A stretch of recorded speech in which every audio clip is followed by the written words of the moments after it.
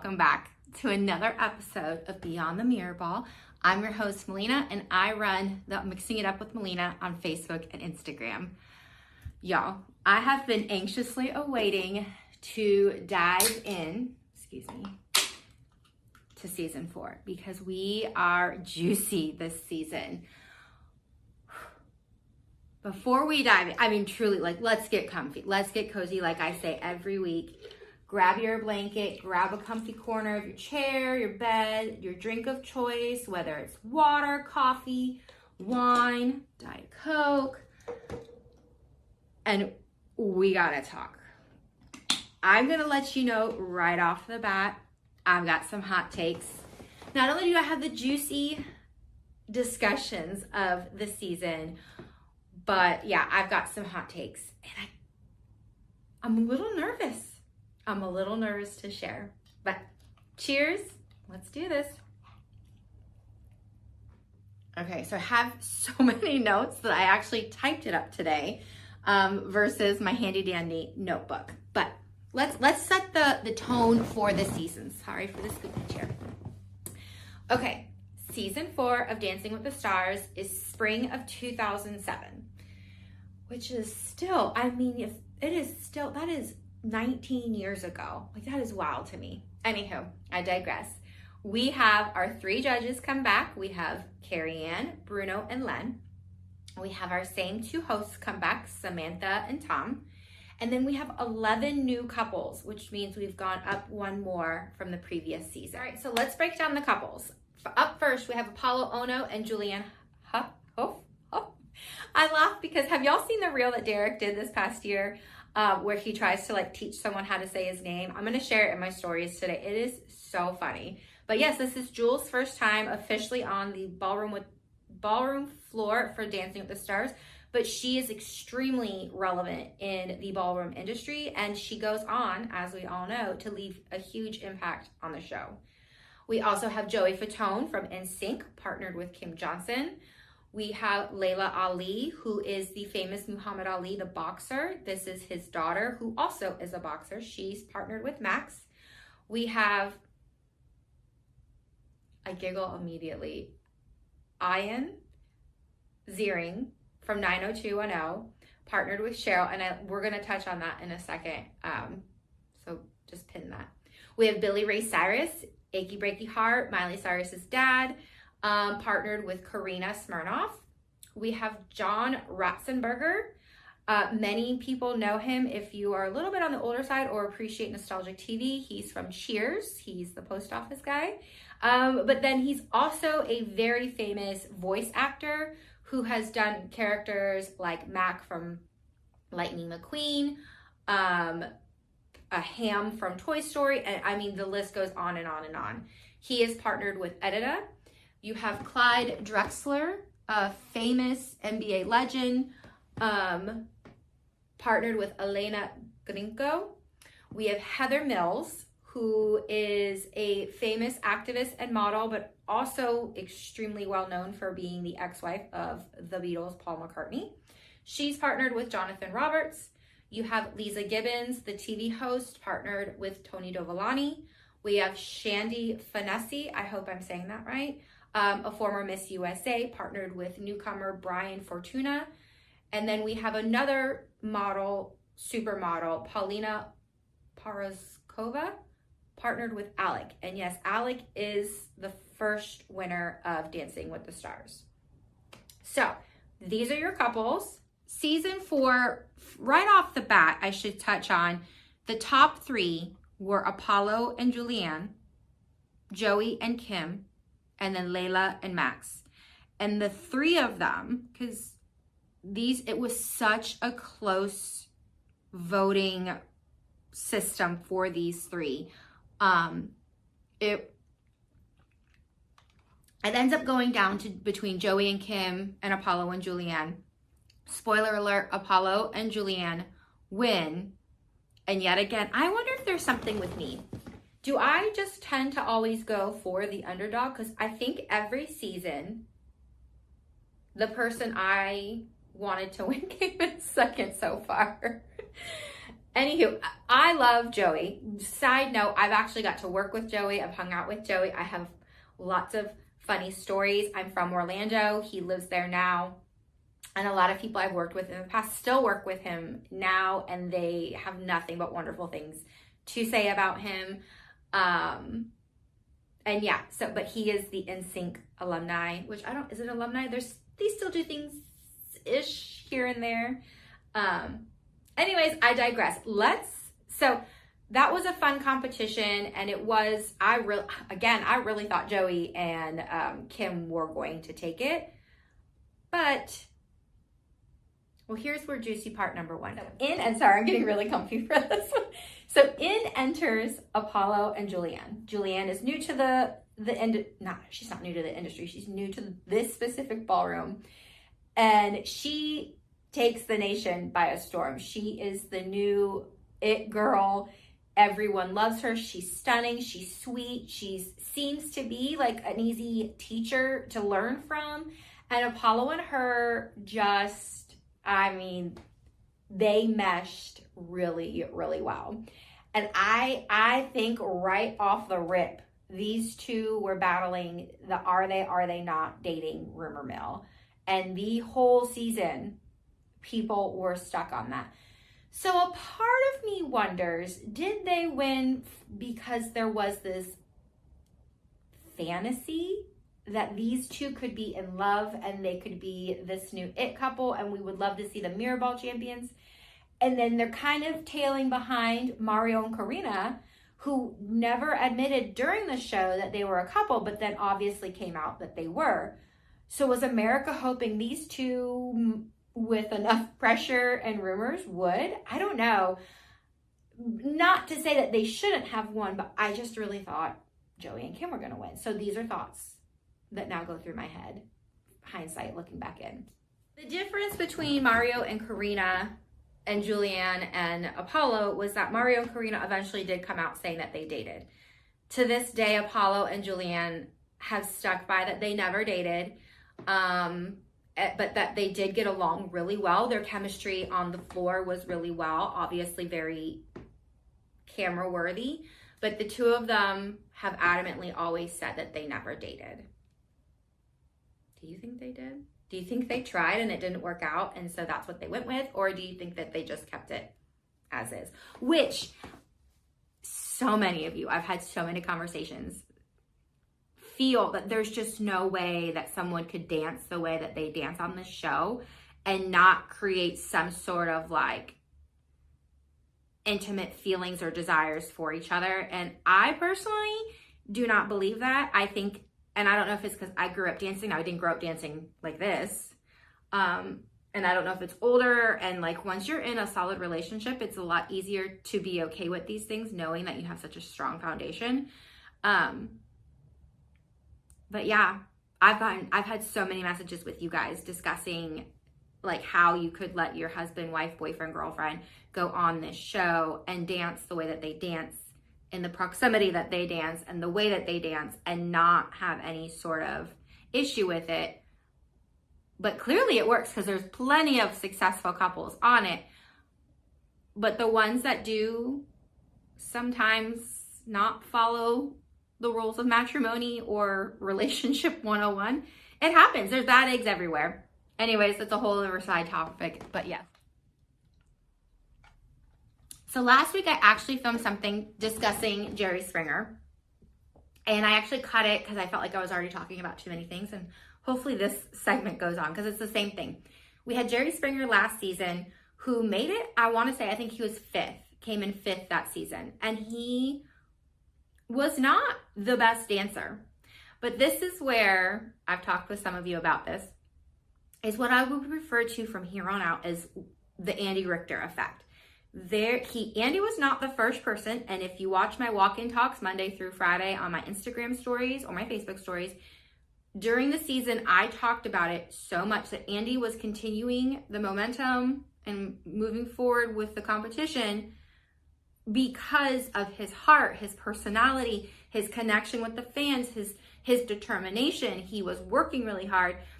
And I'll say it till I'm blue in the face. I'll probably say it every week here. you do not have to be the best dancer or have the most growth to win to stay on this show. You also have to have a great fan base, people who want to see you win, the determination, the engagement with your fans and your viewers. Those things matter. And we're going to talk about it throughout the seasons. There are going to be people on this show who are amazing dancers, but they have a horrible personality, or they don't have a fan base, at least to the extent of some of the others. And those things matter. And I'm sorry, there's so many of you who are very strong-minded in saying that, oh, well, he's not a great dancer, she's not a great dancer. That is not the only thing required or needed to win this show. So from here on out, we will refer to it as the Andy Richter effect. Last season was Jerry Springer. This season's Billy Ray Cyrus. Billy Ray was not a great dancer, but he was trying. I thought he was trying. The judges were very vocal in not understanding why he was continuing to move forward, that they did not think he had a lot of movement for him, but he pushed through and went on pretty far. And Billy Ray, is it Billy or is it Billy Ray? I think it's Billy Ray. He took the criticism well, and him and Karina really just, they did not dwell on it, and they just kept persevering and continued to, the longer you stay, the bigger your paycheck is for each of them, because at that time, Dancing with the Stars, the pros, once you were cut, like eliminated, you were done. Your paychecks were done, you were done. It's not until seasons later that they keep the dancers around to be backup dancers, to be involved in the production of things, because we really still don't have a huge production going on at this time. So these pros had a lot more cojones to lose, essentially, if they went home. And so there you go. So next juicy part of season 4 was, I would venture to say Heather Mills was the first controversial contestant casting decision. That's a mouthful. Heather Mills is known as an advocate. She has a prosthetic leg. So she was our first contestant on the show to have a prosthetic limb, which is inspiring in so many ways. And then she was also a model, an actress, and she's very well known in the UK. For those of us here in America, most of us knew her as being the soon-to-be ex-wife of Beatles frontman Paul McCartney. Yes, she was married to Paul for a handful of years. They did have a child together. And when she was cast, it was in the middle of a very public and nasty divorce. The allegations on both ends were insane. And there were a lot of tabloids coming for her. I'm not saying any of these allegations were true. I'm not saying they weren't true. I'm simply saying the tabloids were drowning her and eating her alive and spitting her out. I remember it being like insane. And so she was cast. These tabloids would go on to say, like, she's very difficult to work with. She's not well liked. She had a very diva-like behavior. However, on the show, she and Jonathan, she was partnered with Jonathan, got along really well. And I only read amazing things that they had to say about each other. He brought out he brought out the softer side of her and brought out grace in her, was very patient with her. And she had nothing but like wonderful things to say about Jonathan and their time on the show together. And so with that being said, you always got to take the tabloids as a grain of salt, because tabloids, they don't care who you are or what you're actually doing or not doing. As long as you're selling their stuff, they'll say whatever they want to say. Again, not saying that what the allegations were true or not true. I'm simply saying that on her time on the show, which was very short-lived, by the way, there only seems to be wonderful things to be said about her that I could find. Season 4 that I think for the most part many of us remember is the tumultuous, awkward, tension partnership between Cheryl and Ian. And honestly, during that season, yeah, it was yucky, but really what comes years later, I'm talking nearly 10 years later, is the really yucky parts. I'm going to preface this by saying a lot of what I'm going to say in this segment is I am going to have facts and statements, but then I'm also going to include my personal thoughts, my personal feelings, and those are mine. If you agree with me, that's awesome. If you don't, that's awesome too. But we are going to tread lightly on some of this stuff because, yucky is the right word to describe this situation. So during season 4, mind you, Cheryl had been there for 3 seasons at this point. The first 2 she won, right? So here's season 3. And I think she knew pretty quick that she was not going to win with Ian. However, they continued on. She asked at some point or another throughout their time on the season that she wanted to not be on the show anymore. They did not get along. I'm going to roll a clip. It is evident there was, I don't know what word would be best to describe the two of them, but it did not go well. I will say, I thought Ian was definitely trying harder than she was, and she was very off-put with it. Not saying that is or isn't what was actually happening, but based on a viewer's standpoint, it felt that way. So anyways, they go home. She's done with him, and that's that. That is spring 2007. Fast forward to 2016. She does a podcast, and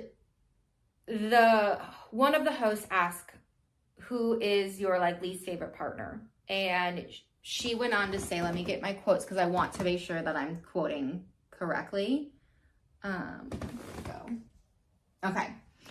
So during this podcast, mind you, I cannot emphasize this enough because I find it to be so odd. Nearly 10 years later, she's been on the show. She is on the show.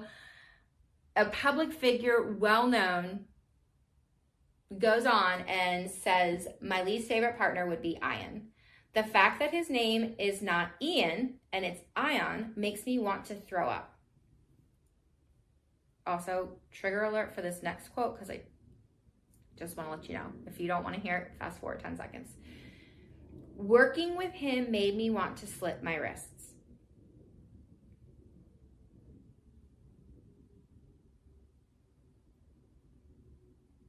I find that to be so low of a person, especially one of her caliber, especially when she's still on the show that she has this work from. I remember being blown away that she could speak like that. I'm sorry. Okay, so we all have that friend, family member, spouse in our life. There's one person that you can be and say whatever off comment you want and know that it's just between the two of you. You're venting, you're just getting it out of your system, but that stays within closed doors, stays between the two of you, and then obviously, okay, to speak like that, I don't know. Anyways, so 5 years later, better late than never, we get an apology from Cheryl for the way that she spoke. In 2021 is the first time she addressed on a separate podcast or interview her public apology for the way that, or for what she said concerning Ian during that podcast. It wasn't her podcast didn't come around to, I believe, 2022, 2023. She does touch on it on her show, but first it's in 2021 on someone else's show where she does publicly apologize. But she goes on to say that she was burned out when she did that interview and that she was not in a good place mentally when she did that interview.